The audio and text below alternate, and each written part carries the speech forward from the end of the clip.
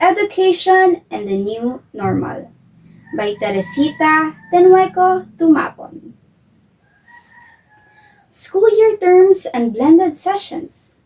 We sense that normal isn't coming back, that we are being born into a new normal, a new kind of society, a new relationship to the earth, a new experience of being human. Charles Einstein, before the onset of the coronavirus disease 2019, or also known as COVID 19, we prefix what we say with the 21st century. We used to say or write 21st century teaching, 21st century learning, 21st century knowledge and skills, defining these as the 21st century competencies: critical thinking, communication, collaboration, and creativity. However, with the coronavirus pandemic, we have a new catchword: the new normal. The Oxford Dictionary defines a catchword as briefly popular or fashionable word or phrase used to encapsulate a particular concept. So, what is the concept embracing the new normal? Well, the American Dictionary defines new normal as a previously unfamiliar or a typical situation that has become standard, usual, or expected. What was previously unfamiliar that has this time become standard, usual, or expected? So, what has become normal?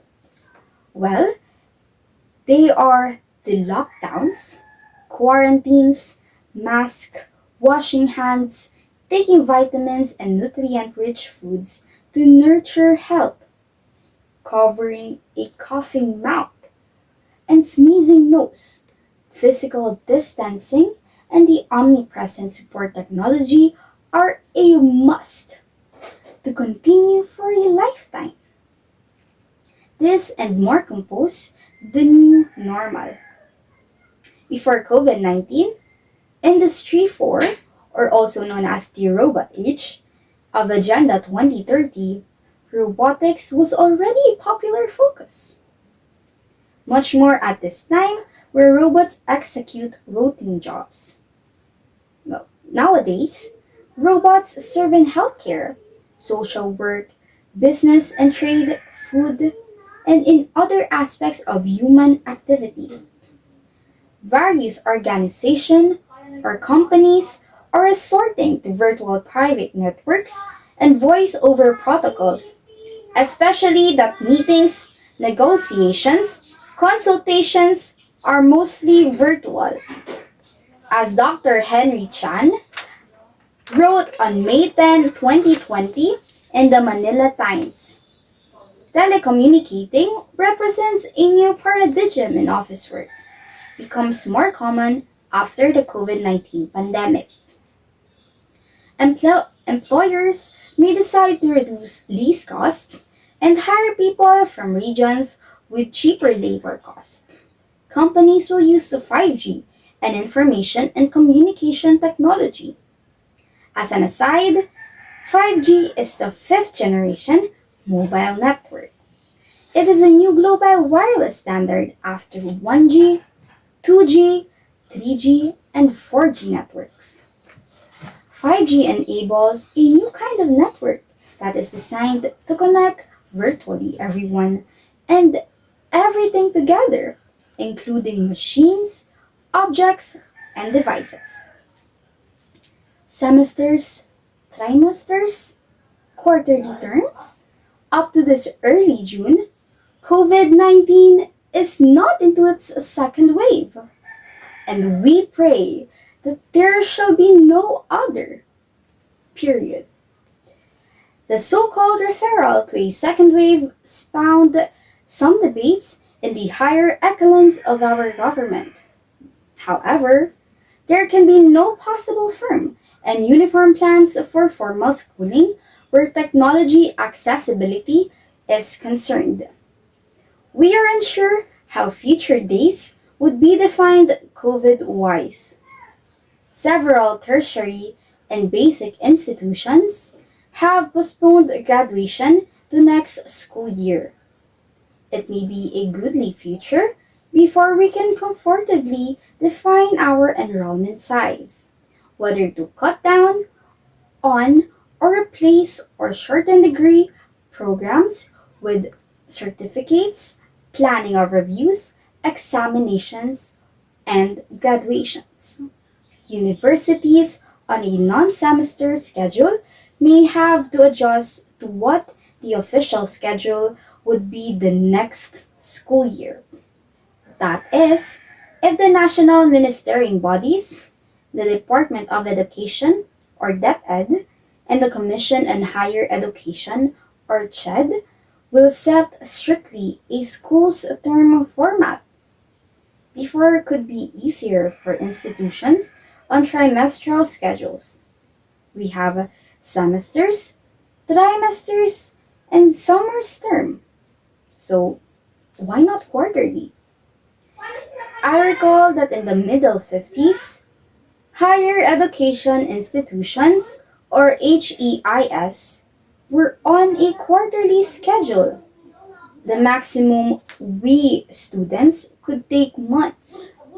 Laboratory subjects were adjusted accordingly. Would a quarterly term be considered in the new normal?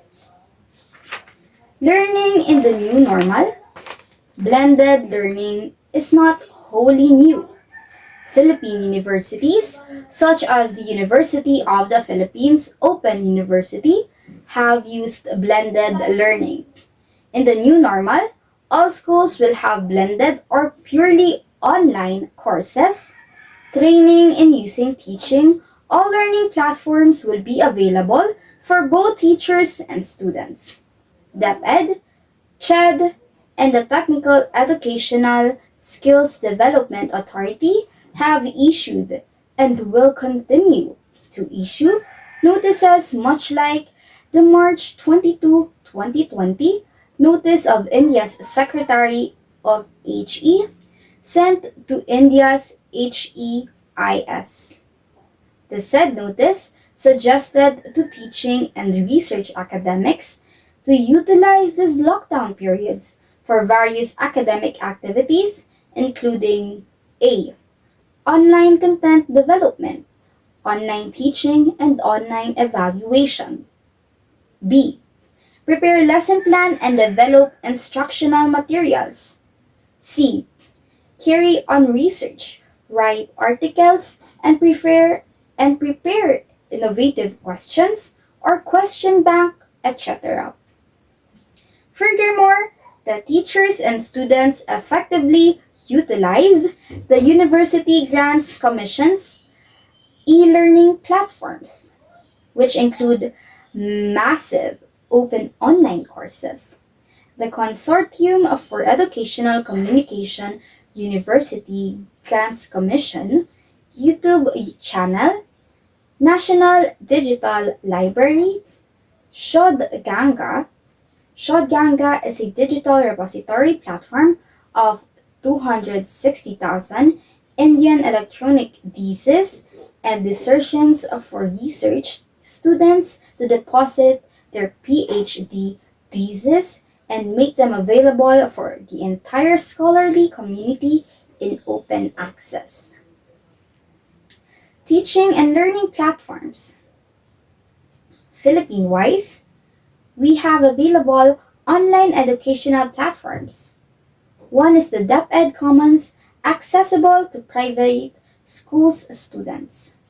Because of the COVID-19 movement restrictions, the DepEd has been encouraging students to continue their learning online.